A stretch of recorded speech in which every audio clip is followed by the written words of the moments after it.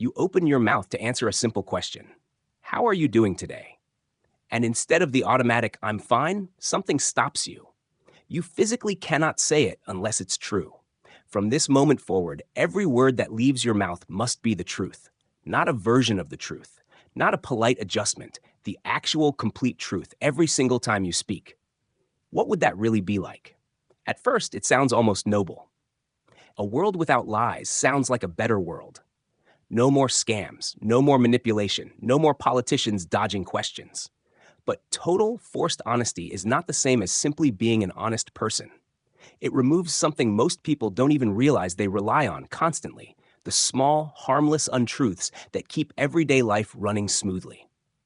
To understand why this matters, you need to understand what psychologists actually call these small untruths. They're known as prosocial lies, and research on everyday communication has found that the average person tells several of them a day, often without even registering it as dishonesty. I love the gift. Traffic was crazy. I'm almost there. These aren't manipulative lies designed to harm someone. They're social lubricant, small inaccuracies that let relationships function without constant friction. Now imagine every one of those sentences becomes physically impossible to say unless it's completely accurate. The first conversation would be the hardest. Someone asks how their haircut looks. Right now, your brain has an automatic filter that softens your answer based on the relationship, the moment, and what's actually helpful to say. Remove that filter, and you're left with only the raw, literal truth, delivered without any of the social packaging that usually makes truth easier to hear. Not because you want to hurt them, because you no longer have any other option. Here's where the science gets genuinely interesting. Communication researchers who study honesty have found that most lying isn't about deception for personal gain. It's about maintaining social harmony, avoiding unnecessary conflict, and protecting other people's feelings. In other words, most human lying already exists as a kind of relationship maintenance system. If you could only speak the truth, you wouldn't just lose the ability to lie. You'd lose one of the primary tools your brain uses to keep relationships stable day to day. Now, scale this up to your closest relationships, the ones that matter most. Your partner asks if you've ever found anyone else attractive since you've been together. Right now, you might soften that answer, not to deceive them, but because the full, unfiltered truth might create unnecessary insecurity about something that was never actually a threat. With forced honesty, you have no choice. Every uncomfortable thought you've ever had about attraction, doubt, or resentment becomes something you're required to voice the moment it's asked.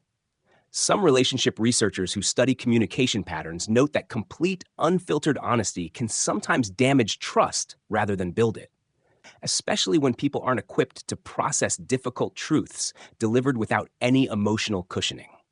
This is where the twist comes in. You might expect total honesty to make relationships stronger, but strength in relationships often comes not from knowing every fact, but from knowing which facts are worth sharing and how to share them with care. Removing that judgment doesn't just remove lies. It removes tact, timing, and emotional intelligence.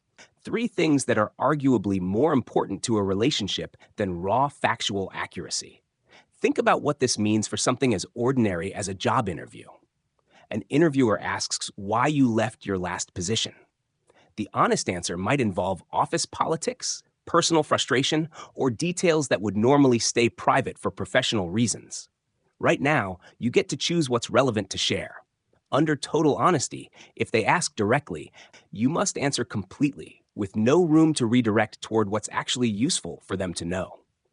Professional communication, as it turns out, relies heavily on selective disclosure, choosing what to share and when, not lying, just careful control over the full picture.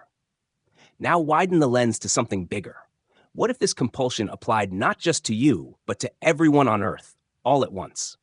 Global diplomacy would face an entirely new kind of crisis. Negotiations between countries often rely on controlled ambiguity, statements crafted to leave room for compromise without fully revealing a country's position too early. Diplomats and negotiators who study international relations have long noted that strategic vagueness is often what allows two sides to reach an agreement without either one losing face publicly. If every diplomat had to answer every direct question with complete, unfiltered honesty, negotiations could become far more volatile, since neither side would have the flexibility to soften a position or leave room to maneuver. Business would transform just as dramatically. Right now, companies routinely use marketing language that emphasizes strengths and downplays weaknesses without technically lying. Under total honesty, if a customer directly asked, "Is this the best product for me?" the salesperson would have to give a completely accurate answer, even if it meant recommending a competitor's product instead. Some economists who study market behavior suggest that information asymmetry, in which sellers know more than buyers, is a core feature of how many industries currently function. Remove that asymmetry entirely, and entire business models built around persuasive but technically true marketing could collapse overnight. Here's the twist most people don't expect. A world of forced honesty would not necessarily be a world of kindness. Cruelty can be perfectly honest. "You're not smart enough for this job. I never really liked you. This relationship was a mistake." None of these require deception. They only require honesty delivered without restraint. Total honesty doesn't guarantee compassion, patience, or gentleness. It only guarantees accuracy. And accuracy without kindness can be one of the most brutal forces in human interaction. Now bring this back to something deeply personal. What happens to your own inner life if you can only speak the truth outward, but your mind still works the way it always has? You would still have private thoughts, doubts, insecurities, and half-formed opinions you haven't fully processed yet. The difference is, the moment someone asks you directly, you no longer get to say, "I don't know," if you actually do know, or "it's complicated," if the truth is actually simple but uncomfortable. Every direct question becomes a demand for complete transparency, whether or not you or the person asking are actually ready for that level of honesty. Psychologists who study self-disclosure describe something called the disclosure reciprocity norm, the idea that people tend to share personal information gradually, in matched pairs, building trust incrementally over time. Total forced honesty would break that gradual process entirely. You would be handing over complete, unfiltered truth to people who haven't necessarily earned the context, the trust, or the emotional readiness to receive it well. Let's slow down and look at the mechanics of this a little closer, because not every truth carries the same weight. Consider the difference between a factual truth and an emotional truth. If someone asks, "Does this outfit look good?" the factual truth might be about color coordination and fit. But the emotional truth underneath that question is often something else entirely. Do you support me? Do you find me attractive? Am I making a good impression? Right now, people instinctively answer the emotional question, even when the words technically address the factual one. Under total forced honesty, you would likely be required to answer both layers directly and completely, whether or not the person asking was actually prepared to hear the deeper, more vulnerable answer. Now think about children. Parents routinely soften difficult realities for young kids, not through outright lying necessarily, but through careful, age-appropriate framing. A parent might say a beloved pet went to sleep, rather than describing death in stark biological terms, or might reassure a frightened child that everything will be okay, even when the full truth is genuinely uncertain. Developmental psychologists who study child communication have found that age-appropriate framing is not manipulation. It is actually protective, allowing children to process difficult realities at a pace their developing minds can handle. Total forced honesty would strip away that protective layer entirely, requiring complete adult-level truth delivered to a child the moment they asked a direct question, regardless of whether their mind was ready to process it. Now consider something surprisingly practical: workplace performance reviews. Right now, managers are trained to deliver feedback using specific communication frameworks, often softening criticism with context, balancing negative feedback with positive observations, and choosing language carefully to keep an employee motivated rather than discouraged. Organizational psychologists who study workplace communication have found that how feedback is framed significantly affects whether an employee improves or simply becomes demoralized and disengages. Under total honesty, if an employee directly asked, "Was my work good enough?"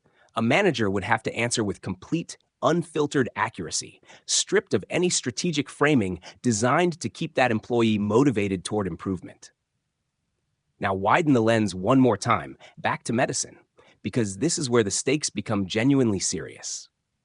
Doctors currently use something called therapeutic communication, a deliberate approach to delivering difficult medical news in a way that gives patients hope alongside honesty, without crossing into outright deception. A doctor delivering a serious diagnosis typically balances the hard facts with context about treatment options, survival statistics framed constructively, and language chosen to avoid overwhelming a frightened patient all at once. Medical researchers who study doctor-patient communication have found that how a diagnosis is delivered can meaningfully affect a patient's psychological response and even their willingness to pursue treatment. If a patient asked a doctor a direct question under conditions of total forced honesty, the doctor would have no room left to pace that information carefully, potentially delivering devastating news in its rawest, most overwhelming form, simply because the question was asked directly and an answer was required immediately. So, what if you could only speak the truth? You would not simply become a more honest version of yourself. You would lose access to the thousands of small social tools that let humans navigate each other's feelings, protect fragile moments, and build trust gradually instead of all at once. The world would not automatically become more compassionate. It would just become louder, sharper, and far less forgiving of imperfect, unprocessed thoughts spoken the instant they're demanded. Maybe honesty was never really about saying everything you know. Maybe it was always about deciding, carefully and with real judgment, which truths deserve to be spoken and which ones are kinder left unsaid until the moment is actually right.